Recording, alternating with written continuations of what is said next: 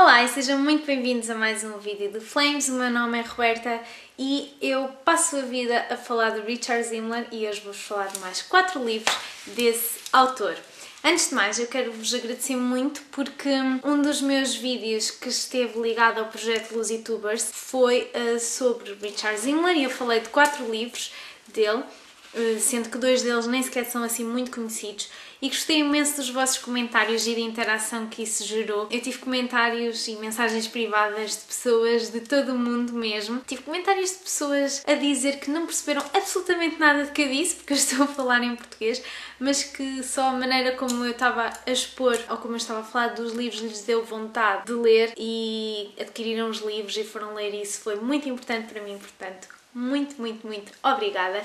E depois disso eu tive então vontade de vos falar de mais 4 livros, livros que são um bocadinho mais conhecidos, mas que sem dúvida que eu adoro e eu tinha mesmo de vos falar neles.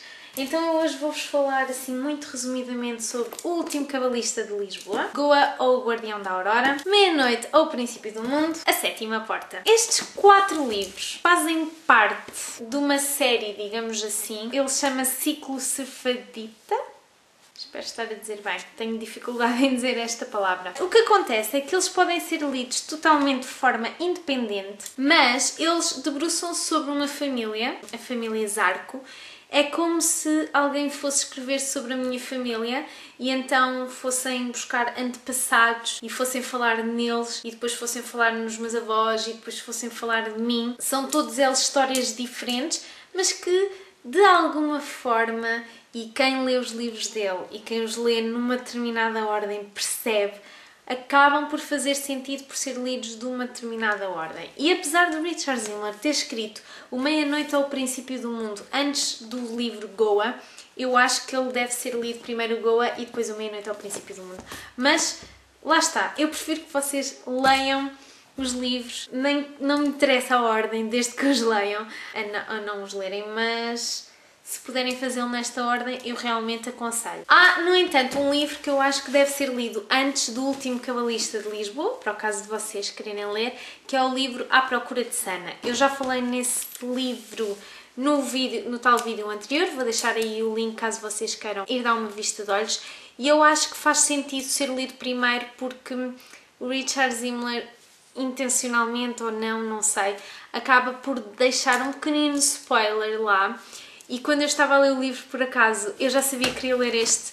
E então, quando me apercebi disso, passei essa parte um bocadinho à frente. São só umas linhas, mas eu sabia que aquilo podia dar-me informação que eu não queria receber. Isto porque, eu não sei, eu acho que não referi isso no vídeo anterior, mas o livro À Procura de Sana mistura um pouco ficção com realidade. E nesse livro, Richard Zimmler encontra uma bailarina que lhe diz que leu o livro O Último Cabalista de Lisboa e que esse livro foi muito importante para ela. E depois suicida-se passado nessa tarde ou nessa noite, qualquer coisa assim. Então Richard Zimmler vai tentar compreender, vai tentar saber mais sobre essa personagem, ele próprio é uma personagem desse livro e vai tentar perceber se este livro a influenciou de alguma maneira ou não, porque esta questão dela ter dito que era um livro muito importante para ela ficou-lhe na mente e obviamente ele quis tentar saber mais. O que eu queria dizer era, leiam este antes de ler o À Procura de Sana, porque o À Procura de Sana tem algumas coisinhas que estão aqui, pelo menos uma, que eu não posso revelar, mas pronto. Vamos então começar. A minha mãe ofereceu-me este livro em 2010, se não me engano exatamente, quando o Richard Zimmler foi ao colégio dela falar e ela comprou na altura este livro, que pediu para autografar para mim, e o Goa, que também está autografado. E na altura ela disse-me, tens que ler, que é maravilhoso. E eu olhei para ele e apesar desta capa maravilhosa, eu estava com algum receio de começar a ler. Eu não leio sinopses, não gosto de ler sinopses, portanto eu nem sequer tinha lido a sinopse, não sabia nada sobre ele e estava com algum receio. Assim que eu li o À Procura de Sana, ler os livros dele tornaram-se uma obsessão e eu li praticamente tudo dele. Faltam-me 2 livros, faltam-me 2 livros infantis, um que foi muito recentemente editado pela Porta Editora, que é o Se... não sei se tem mais qualquer coisa. Depois falta-me o Dança... eu vou deixar aí a capa que não me lembro. E falta-me um que é mesmo muito recente, que ele editou mesmo recentemente. Eu quis ler todos os livros dele porque Richard Zimmler é um autor totalmente diferente dos outros. Ele, para além de se escrever muito bem, ele traz-nos histórias muito boas, carregadas de mistério. É quase impossível, quando começamos a ler, largar um livro dele, porque ele escreve de tal maneira que nós não conseguimos mesmo parar. E para além disso, ele traz-nos uma grande componente histórica e, portanto, de forma não chata, nem descritiva, nem nada disso, ele consegue dar-nos imensa informação e nós aprendemos muito com os livros dele. E é isso que eu gosto também dele. Não é só a maneira como ele prende, não é só as histórias que ele escreve, é toda a panóplia de informações que ele nos consegue transmitir de forma não forçada. Há imensos livros que eu sinto isso. Sinto que o autor ou que a autora está ali a dar-nos uma lição e de forma muito forçada, e ele não faz isso e eu adoro isso nele. Então vou começar por vos falar no último Cabalista de Lisboa. Eu já disse há meia hora que ia começar a falar nele e ainda não comecei. Então eu acabei por lê-lo 2 anos depois, para aí em 2012, e este tornou-se sem dúvida nos meus livros favoritos de sempre. É um policial histórico. Porquê? Porque tem aqui um crime e ao mesmo tempo que nos dá informações muito importantes sobre a história de Portugal. Este livro, já agora, por uma curiosidade, foi rejeitado cerca de 26 vezes por cerca de 26 editoras, se eu não estou em erro, o número, se eu me tiver enganado eu vou deixar aí, antes de ter sido editado, e depois de ter sido foi um sucesso. Isto para dizer que não se deve mesmo desistir, este livro tinha mesmo que sair, é maravilhoso, e eu acho que ele devia ser leitura obrigatória nas escolas, a partir de uma certa idade, porque tem aqui umas cenas que podem ser um bocadinho chocantes, nada de muito especial, acho eu, pelo menos a mim não me fez grande diferença, mas se calhar pode chocar outras pessoas, não sei, mas de facto dá-nos tanta informação sobre um período histórico que eu, por exemplo, não conhecia, e pronto, passa-se em Lisboa, passa-se em Portugal, e portanto é um livro muito importante, eu acho que devia ser mesmo leitura obrigatória. Então, no ano de 1506, em abril, é Páscoa, e é durante esta celebração religiosa que são mortos em Lisboa e os corpos queimados no Rossio cerca de 2000 cristãos novos, ou seja, eram judeus que tinham há pouco tempo sido convertidos. E durante este massacre, que é real, que nós nos apercebemos de algumas das barbaridades que já aconteceram no nosso país, porque eu tenho a ideia, quando nós pensamos assim em grandes massacres ou grandes coisas na história, nunca nos lembramos que aconteceu uma coisa destas em Lisboa. É quase impensável, mas aconteceu. E então é durante isto, que nós vamos encontrar Berequias Zarco. Berequias Zarco é então a nossa personagem principal e a família Zarco é aquela que ao longo das várias décadas vão aparecendo nos outros livros. Então, Berequias Zarco era um judeu que não podia ter rituais religiosos relacionados com o judaísmo, assim como a sua família, então eles tinham uma espécie de cave escondida onde faziam essas coisas, esses rituais, mas poucas pessoas sabiam sobre isso. O que acontece é que Berequias Zarco vê-se ali no meio daquele massacre, tenta fugir e ao mesmo tempo que tenta fugir vai-nos então contando o que é que vai vendo, o que é que vai acontecendo, e é assim que nós ficamos a saber o que é que aconteceu nesse dia. Eu não vou dar spoilers, portanto não se preocupem, isto é tudo o início mais ou menos do livro. E então, quando ele chega à casa, encontra morto o seu tio, mas a peculiaridade é que ele encontra-se na tal cave, a cave está fechada por dentro, e ele encontra-se lá morto com uma mulher totalmente despida ao lado. E então Berequias Zarco vai tentar descobrir o que é que se passou aqui, se há alguém que sabia destes rituais e que tinha conhecimento daquela cave, se os traiu ou não. É então um policial nesse sentido, um policial histórico, e eu achei muito interessante o facto de tudo acontecer em pouco tempo. No fundo o livro é grande, mas tudo acontece ali muito num breve espaço de tempo. É um livro fantástico, eu recomendo sem dúvida. Depois surge então o livro Goa ou o Guardião da Aurora. Ele passa-se no século XVI, se não me engano, e é na Índia. E aqui novamente vamos encontrar a família Zaro. Este livro também é excelente porque eu também não tinha qualquer noção do que os portugueses fizeram lá fora, por exemplo na Índia, e das atrocidades que alguns portugueses também cometeram noutros países.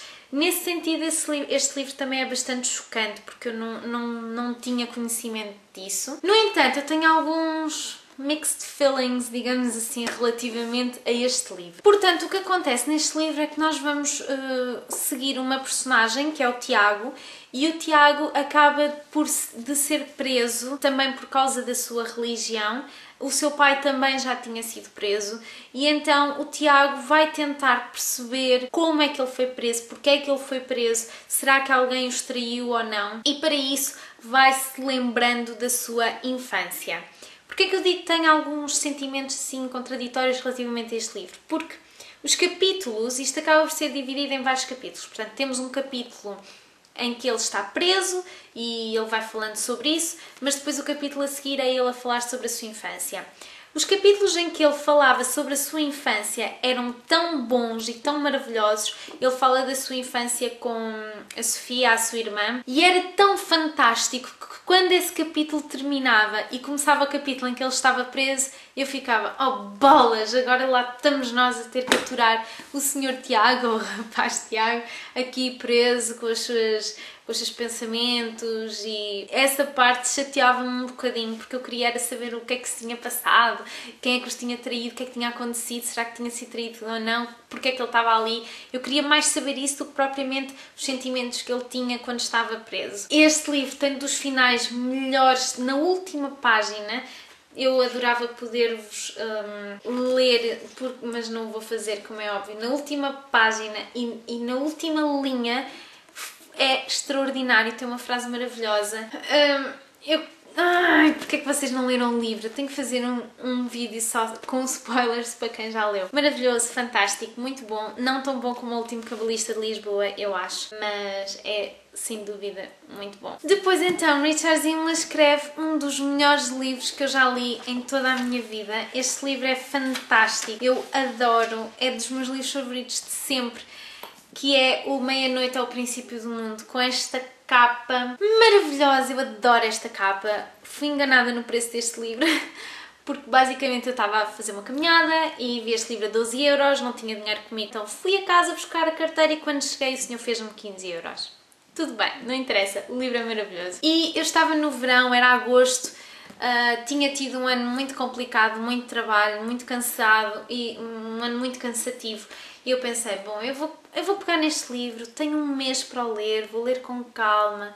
Não li com calma, eu li numa semana porque ele é maravilhoso. Neste livro vamos encontrar uma das melhores personagens que eu já vi na minha vida, que é o John Stewart Zarco. Eu adoro, eu gostava muito que ele não fosse uma personagem de um livro, mas que fosse uma pessoa real, porque o mundo precisa de muitas pessoas como o John. Nesta história, o início vai acontecer no Porto, e esta era uma questão que me fervia muito na cabeça, porque Richard Zimler escreve histórias que acontecem em tantos outros sítios e nunca tinha escrito nada, penso eu, passado no Porto, que é uma cidade maravilhosa que ele conhece tão bem.